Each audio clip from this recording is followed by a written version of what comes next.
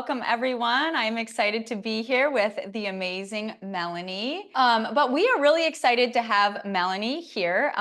She is in Los Angeles. I know you're an actress, which is super cool. I know you've been on some cool shows, and a doula and lactation. Tell us who you are and what you do, and then we'll start chatting postpartum. Yeah. Oh my gosh. Okay. So first of all, I love you. I love BRM, and I'm so honored and excited to be here. Yeah, I'm in LA. My company is Badass Birthing, and I'm a full certified full spectrum doula, CLES certified BRM pro. I'm in the teacher training right now. And I'm also an actor, so fun times. And I'm passionate about postpartum. I'm passionate about people getting the support they need, right? To have that entry into parenthood not be rough, as at least as smooth as it can be, right? Yeah, absolutely. And I think a lot of people, when we talk postpartum, I think a lot of people really, it's almost like we wait until postpartum and see like what the damage is, or like you're like, oh, now I have all these issues, or now I'm peeing my pants, or what's going on with my abs, and we don't think about it, which I get. There's so many things to think about. We don't often Yeah. think about preparing for postpartum or preparing our body for postpartum. We kind of think like, well, pregnancy is going to do what it's going to do, right? And then I'm going to deal with it later. So what's your opinion on that? Like, how do you help people intentionally prepare for postpartum? I mean, if my ideal world, I work with someone through birth, pregnancy and birth, and then into postpartum, because I feel like it's very similar to BRM and how everything is interconnected, right? And that's how I think when you look at pregnancy, even for starting at fertility, when you look Right. at fertility through pregnancy, through birth, through postpartum, it's all connected. And so I feel like there's so much focus in our society on the birth, so everyone's like, oh, the birth, oh, when's the baby coming, when's the baby coming?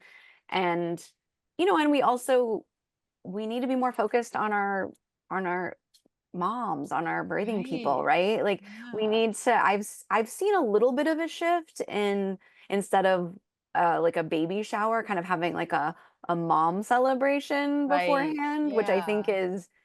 is really, that's what our parents, I mean, I don't know if I'm sure you saw the recent thing. I think it was from the, not, who's the health czar of the US, came out and said that parents are stressed out, right? And they're struggling. And I think Mm. it's true, right? We don't have the support we need for the people who are raising the next generation. And I'm always like, even if you don't have kids, that next generation is who's going to be running the country when you're old. Right. So like, we want to make sure that these kids, and in order for these kids to get what they need, we need the parents to get what they need and the support they need. And so, Mhm. when you're looking, I mean, for me, if I'm working with a client starting in pregnancy, I'm already talking postpartum, right? I'm like, okay, so we're looking at birth, and what's your plan after birth? Like, you don't just have the baby and then like, oh, it's done now. We're done. Yeah. Um, and so, do you have a plan? Do you have friends and family who will do a meal train for you? Are you somebody who food preps? Are you gonna, like my sister, I have a little niece who's 3 months old, and they did a bunch of food prep beforehand, right? So they had a bunch of stuff in the freezer that they could just pop out and warm up. Because when you're going through that initial newborn phase where a baby's up every 2 to 3 hours, ideally, I mean, potentially more depending on baby, you need quick food that's nutritious, Right. that's nourishing. You want to have everything set up ahead of time so that you're not kind of scrambling. Like, I just worked with a family last night, actually, who baby came 4 weeks early. That's a whole mental game right there, right? Because you're Right. thinking, I have another month, and then you don't. And here's baby. And now you're like, do we have everything we need? Like, do we? And so, there's that natural nesting instinct that often happens with birthing people, but allowing, like, taking a breath, and just going, okay, I'm pregnant. Woohoo. Like, Yeah. how can I how can I be intentional about my pregnancy? How can I be intentional about my birth? What do I want to create for myself? I read this book when I was back in college. I don't remember the name of it, but it made so much sense to me. Basically, he said the way that we experience birth is the way that we experience parenthood because it's our first experience of parenthood, right? To that point, I feel like I was telling you, I think before we went live, like I sometimes think of it as like the wedding versus the marriage, right? Like it's so important that you prepare for your wedding, and that's such an important event. It's such a bonding thing, and like we don't like negate the power of that. Clearly, like I am really into preparing for birth, and I do think having a more empowered birth empowers you to have a more empowered parenting experience, right? Because if I go through that experience and I'm feeling broken and I'm having like body things and I'm having mental things and I'm overwhelmed and I don't feel, like you said, like I don't have food because I can't easily fix it because now I'm caring for a newborn, like that doesn't set us up for success in the parenting. It sets us up to feel broken. And especially when you're like I think a lot of us, and this was me, my first birth, it's just like, oh, I just say yes to everything and just like let them control it. Kind of like we just let people control everything in our life. It's like, oh, just you're the expert, whatever.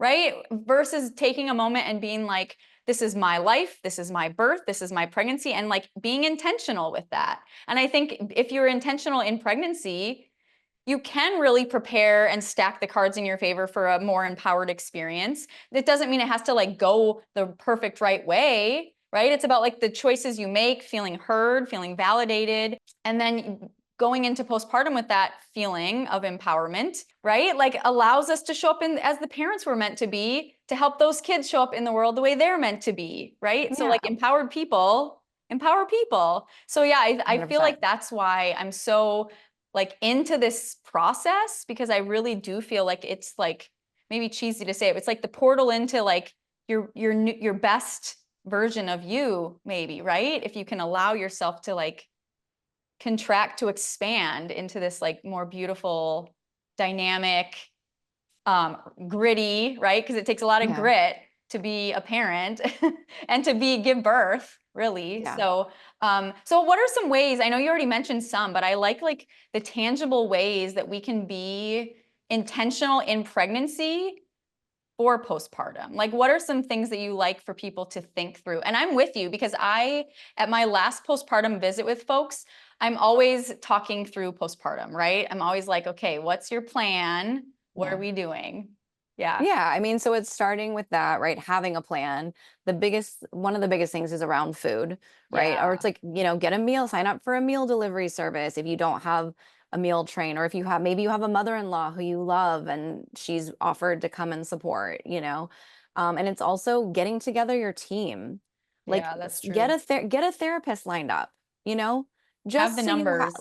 right, have an IBCLC, which, is International Board Certified Lactation Consultant. Like have have them lined up, have so that way, because I mean this is like a weird parallel, but I've lost people, and when you're in that state of grief trying to, even I lost a dog earlier this year, and you're trying to figure out who you're going to call and what you're going to do in the midst of these intense emotions. And so it's similar when you have a baby, you haven't slept, maybe you don't really know what to do with the baby, so there's a lot of Right. worry and fear, and the last thing you want to be doing is trying to find your support people, at that point. So it's so it's great. Like, so maybe you get them lined up and you don't need them, but at least you have them, Yeah, you got and the like, numbers on the yeah, fridge. Your partner knows, if there's a partner involved, like, okay, these are the things that we need, right? And I think yeah, also asking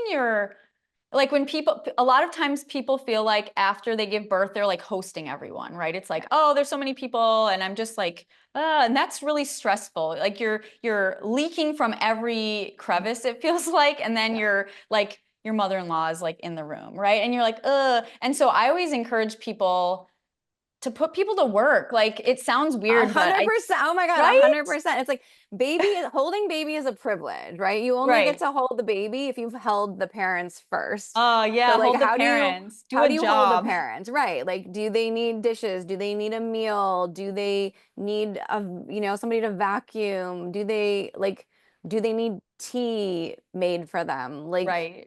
And you people have a hard know? time asking in our society. At least I know I have a hard time asking. Yeah. And I remember my first two babies were, healthy babies. And my third baby was not healthy. They were born with a critical congenital heart defect, would end up having open heart surgery. And it was weird because that was the first baby that I was like okay with asking for help because I literally, Uh, you know what I mean? And then the yeah. fourth baby, it was really interesting how many people jumped to help, which was amazing for the third baby. Then the fourth baby who was born healthy, I was like, they think like, oh, You're you've done fine. this how many Yeah. times? You don't need anything. You're good. And so it was a really, and that baby was actually the hardest baby. He cried all the time. Oh, And I was like, oh, but I think I think that's common. what people don't realize too is that even if you have one kid already, two kids already, three, the dynamic changes, right? This Yeah. family dynamic is constantly fluctuating. And in those instances, like maybe you get somebody who, like if you have a toddler, find those friends, those family who will take the toddler for an Yeah, afternoon, exactly. right? Like Thankfully I had like that. Yeah. really and I've seen it both. I mean, and I also think like boundary setting is huge. Like, and if you start practicing during pregnancy, if somebody comes up and touches your belly and you're not okay with it, like getting used to being like, hey, like, I don't want you touching my belly, please. Like, or please ask Yeah. me, whatever, however you want to set that boundary. But I think when you do that, because we all know everyone has opinions on how to raise a kid, right? And so what And how to happens birth a is baby, right? all of it, right? And so it's like, I think like for me, it's similar to what you were saying in terms of kind of coming into yourself of like really centering yourself and doing whatever that means for you. Like I like to recommend some simple nervous system tips Yeah. for my clients. So like there's one that's I like to think of it like petting myself. So it's bilateral stimulation. So you can't pet yourself on the same side. You do it across the body because that's Weird. what, yeah, yeah. Awkward, like me. And you can do it on the leg, you can do I it, love but it actually has been proven to calm the nervous system, right? Or if you breathe in and you breathe out for longer, that also calms the nervous system down. And if you're practicing that during pregnancy, when you have a crying baby that you're trying to figure out, you already, right? There's a reason they call things a practice because we never finish. We're never like, oh, Yeah. I'm done with that. It's always something. And so if you've been practicing boundaries, if you've been practicing nervous system, regulating your nervous system, by the time baby comes, you already have those practices in place. So you're not trying to start a whole new thing. It's even Yeah. like I recommend one of the things you can do in preparation for postpartum is at week 37. You want to check with your provider, but you can start actually harvesting cholesterol. Yeah, that's And true. like I always say, like, look, if you're planning on breastfeeding or body feeding, that's a whole new thing. So why not do something ahead of time that you can feel confident in if something does not go the way that was planned, right? If you do end up in surgery or whatever. I mean, I worked with a mama who ended up in the ICU right after birth for, I think, almost a week. And so then you have the colostrum. It's there for baby. You bring it to the hospital with you, right? Somebody else, you can give it in a syringe, you can give it in a spoon. Like there's all kinds of ways to do it. And you're also empowered, right? Like like I tell my clients, I tell my like everybody, you are the only expert of your body, right? Yeah. You've been with this body since you came into the world. And for these mamas, like you're the one who knows baby best. You've been with that baby since the moment of conception. So like there's the fear space and then there's the space of knowing. And we have to be able to be with ourselves to be able to differentiate, right? Like am I in the fear space? Am I just like, oh God, what's gonna, la, la, la, or am I in this place of like, no, something's off. Like I can feel it. Something is off. You can do this in pregnancy, right? Like this is like you're like because discomfort is a part of birth Mhm. and sometimes pregnancy, depending on Right. how everything is shifted. And I mean, some women have pregnancies were like, I felt so great. And then, I know some people who are like, oh, those people drive me crazy because I felt like crap my entire Yeah. 9 months. Yeah. But just developing that ability to listen. So even taking a pause throughout your pregnancy on a daily basis. And it doesn't have to be anything crazy, but just like a minute to sit with yourself and just, I mean, and this is like something we do in an acting class, right? Like, how are you feeling right now? Like, how do you feel? And really, we're in these lives, right, where things are so busy and we're constantly on the move that we kind of forget to check in with ourselves and to be like, where am I right now? Yeah. I think pregnancy is You like the know? great revealer sometimes of our stuff because like it shakes stuff up. And so, they say we birth like we live, right? And it Mm. really does shake things up, like I become like, oh, I'm so sorry, like apologizing to everyone while I'm pushing a baby out. Like it's so funny how these things come up. But I think, to segue a little bit about like the body side of things, because I Mhm. think like you said, one thing you said was like, like you're doing all these things and you're not sleeping and you're dysregulated. You're trying to figure out how to like take care of a baby. You're trying to figure out how to feed the baby, there's, you're still bleeding for several weeks. Like there's a lot going on. And then this is the time where someone's like, they're getting a lot of marketing and things like heal your body, like bounce back, get your body back. Like, and especially probably you live in Los Angeles. So I imagine it's Yeah. even like stronger there. I've worked with some actresses that live out there, and it's it can feel really intense. Like, wait, I'm trying to, like you say, go inward, trust myself, get to know this baby and how we are going to fit together. And now society is telling me like, how's your belly look, right? Like that, first of all, the expectation is ridiculous. Like I say, Mhm. like postpartum is forever, right? Yeah. Like and I think like stretch marks and things are beautiful and it's not a sign of dysfunction. It's just a societal norm. But like, how can we, like, that's not the time. Like yes, we can heal, but like when you're not sleeping, you're not probably Yeah. eating as well, and there's a lot going on. It's harder to heal, right? And Mhm. so I want to take it back to like being proactive versus just reactive, because I think Yeah. our society likes to react to issues, and it's a lot easier to prevent issues than to like, you can absolutely heal, you can absolutely rehab, but like what's the role of prehab, as Right. we say in BRM, right? Like I just want to hear Yeah. your take on that from someone in that space. I mean, that's why I love BRM so much, right? Because I mean, the cesarean rate is like 30% in the Right. US, It's like which one is in three.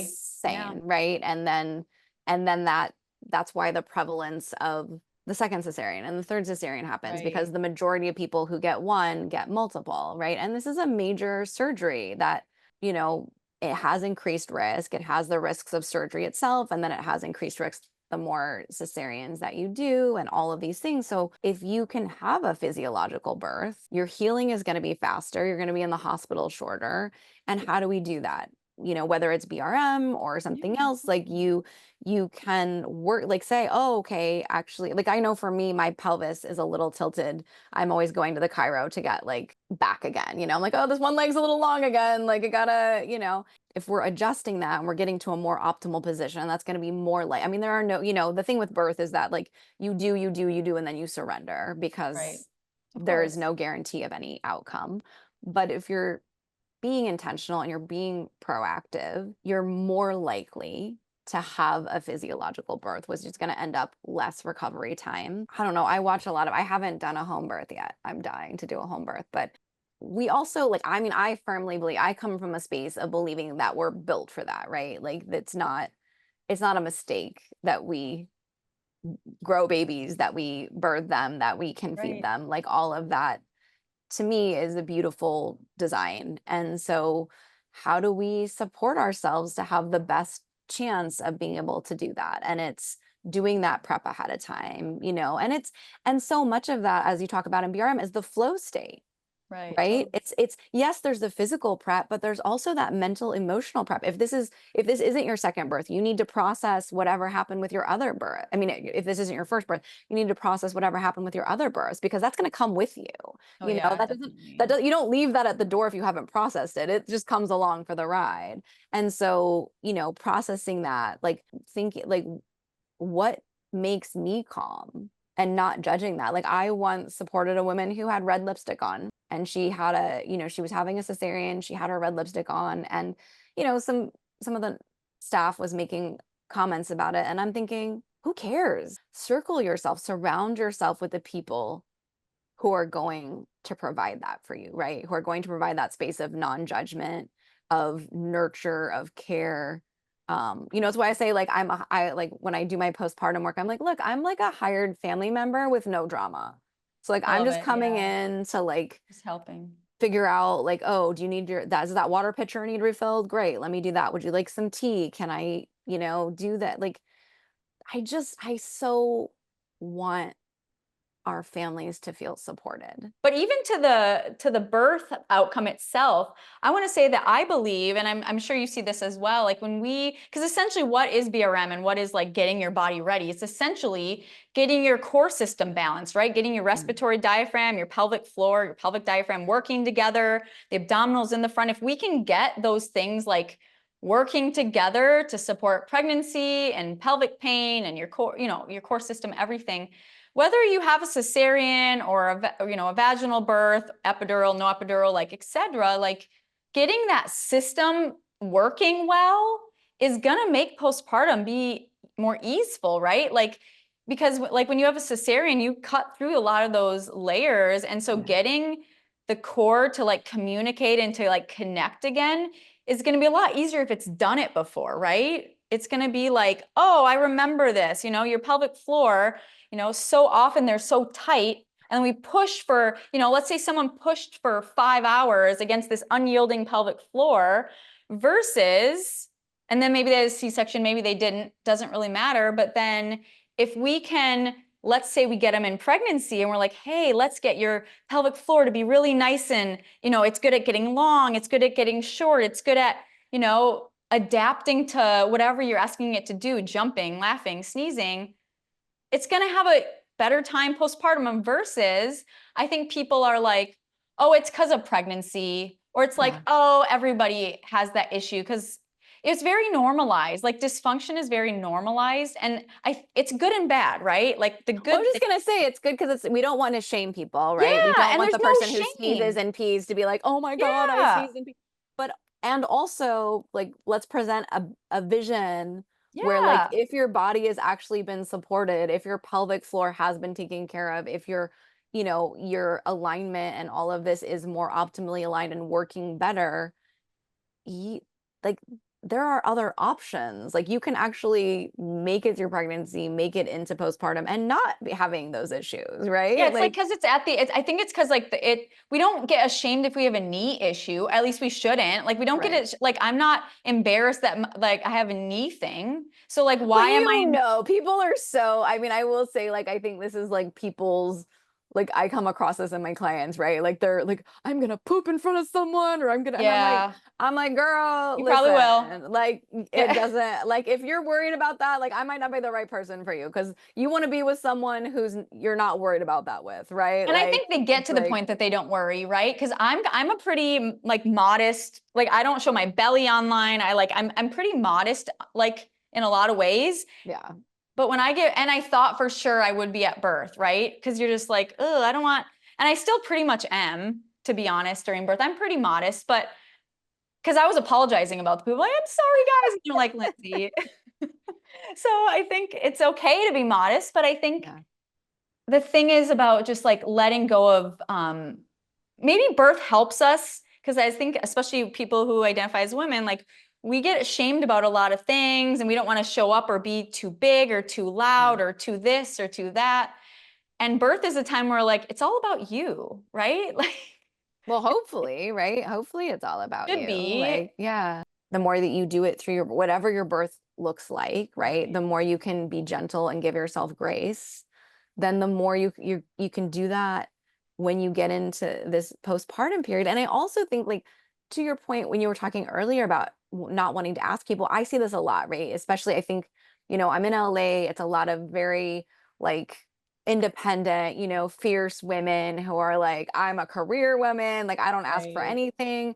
And I'm always like, the way that I want you to think about asking for help is that you're offering an opportunity to someone to be involved in your life, right? Because think about how you feel when someone asks for help, Right. right? Like you're not like, oh, and Brene Brown actually talks about this, right? Like if we if we if we are okay with others asking us for help, but we're not okay asking for help, we've got there's some judgment happening there about, Mhm. right, like the help thing, because otherwise why wouldn't we be okay with asking? But I also just think it's an opportunity. Like if someone asks me for help, someone close, I mean, obviously like we're not talking like random The balance, people, but like, yeah, there can be some imbalanced energy right. exchange But I there, yeah. mean, if somebody like in my family was to say like, or in my friend group was to say, "Hey, I could really use your help with X."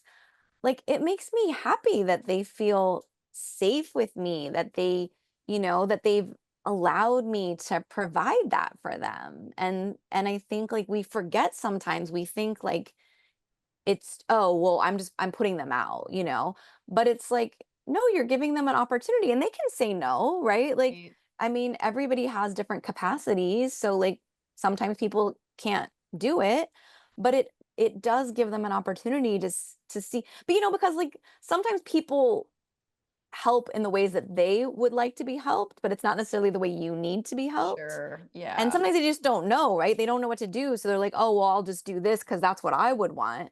But if you like actually say, what would be really great right now is if like you came over and like did the dishes for me and then like held baby while I took a nap or a shower. Then somebody Yeah, can and be like like, people sit with that. Like, how does that feel? Asking somebody for that. Like, does that give you anxiety? Or yeah, does it make you feel like, oh yeah, I have people I could ask, right? yeah. It's an Well, interesting. and I think this gets into, we're not meant to have children on our own. We're not meant to raise children on our own, right? And I The think when you village, right? see the stress, right, that parents are so stressed, it's because we've broken apart that system. And so how can you create that, on your own? At least as much as you can, and whether that's whether you're I mean Medicare, Medi-Cal in a lot of states is now starting to cover, I shouldn't say a lot of states, a handful of states is starting to cover doulas, Mm, so go for taking it. advantage of that. And there's still kinks and things that are being worked out, but insurances are starting to cover birth and postpartum doulas. And so trying to like find those ways that and there are organizations that will pay for your doula, or at least part of it, scholarships and things. And so really I think when you talk about being intentional, like what if I took away all of my, oh, but I can't afford it, but I can't, but I can't, and said, if I just created what I would love to create, this is what it would look like. Now, are there resources in my community, or even like not having a baby registry, having a registry, where people put money towards a birth doula, money towards a postpartum Yeah. doula, or money, money towards, or meal, asking people like, hey, instead of this, what I'd really love is there's this meal delivery I love, and we'd love, to get that for a couple of months or whatever. But I think, really, how do we bring back that feeling of not having to feel like we have to do it all on our own? Yeah, I think that's the huge thing. And I always like, I, as the professional, will tell the partner, like, this is what your partner needs for the first this many weeks. Like, you should be bringing meals to them in bed. Make sure they're still drinking. You need to drink a lot of fluids when you're Yeah. lactating, right? I mean, partners get overwhelmed, Oh, especially I yeah. find with my families where like it's their first baby and they don't have a lot of baby experience. I mean, it is that old adage, like the hospital just gives you the baby and sends you home, and you're like, No, I uh, remember that with my first baby. I remember that. And they you didn't give me know, any education because they're like, oh, your mom's a labor and delivery nurse. She'll tell you everything. I was like, mm, wait, what do I do? What do I yeah. do?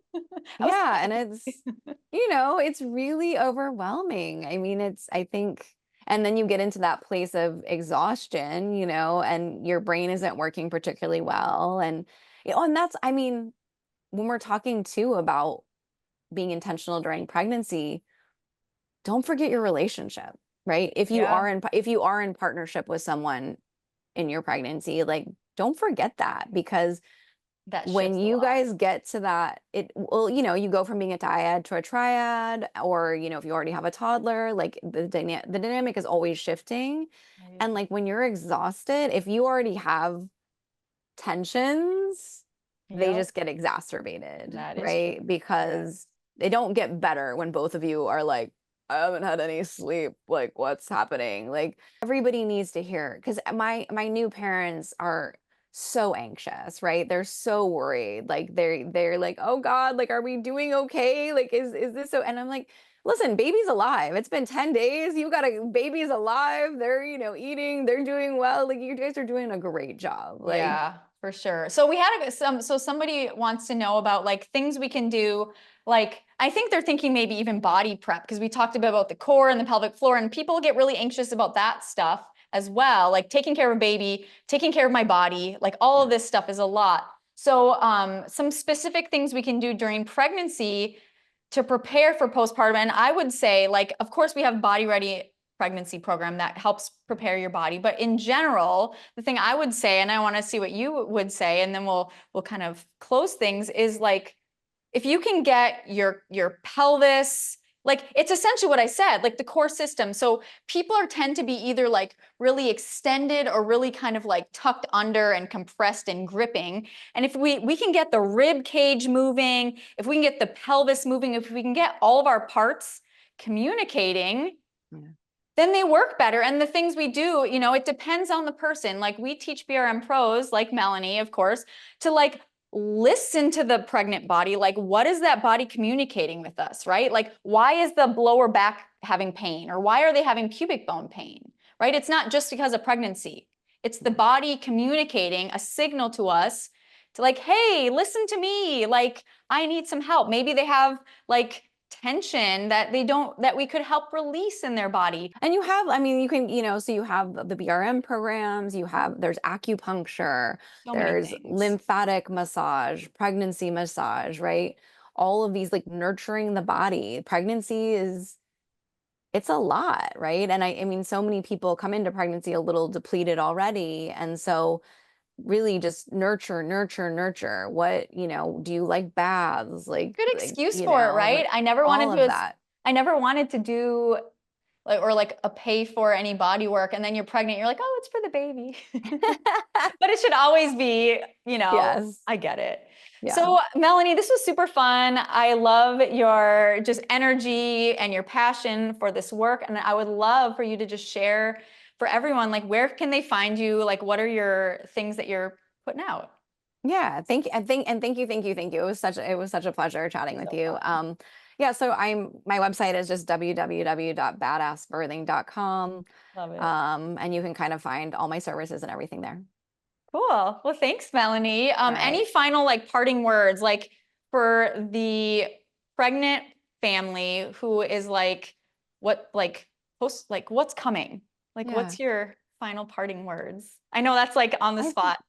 no, Never I think I considered. mean I think the one thing I do tell people constantly is, like, if we were as fragile as we look, we would have never made it this far as a species. So, Mm, like, know that there's gonna be bumps and things, but babies are stronger than they look, and they just need to be loved, and while you're loving them, make sure you're also loving yourselves. loving both ways. I love it. Thanks, Melanie. Thanks so And much, everyone Lindsay. out there, have a great day, and we will see you soon.